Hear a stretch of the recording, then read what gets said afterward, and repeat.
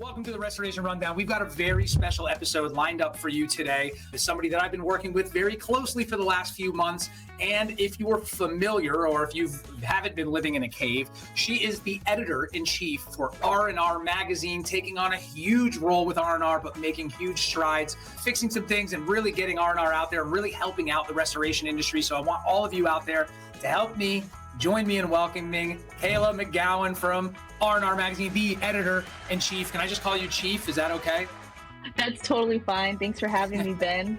Kayla, thank you for your time. I know you've got a ton going on with the upcoming experience in Punta Gorda. If anybody's watching this on YouTube, you see the dates back there, April 8th through 10th. And if you've listened to the podcast, you know that I am going to be speaking, doing my little TED Talk out there with the experience, trying to help out restoration contractors, get more sales and leads from the internet. Kayla, again, thank you for your time. I really appreciate it. But listen, we always start this off. I want to get to know you a little bit, right? We've gotten to know each other over the last few months. You've recently taken this role on as a fall of 2024. So I think you got thrown into the fire a little bit, but your calm demeanor, the way you technically just go through things, I think has really been a benefit for you and everybody else that's involved in R&R. I see a lot of big things happening on the website. So before we get into that, I wanted to walk the audience through your background, because I know it's very extensive in the restoration world, and then kind of how that led you up to becoming the chief of R&R Magazine online.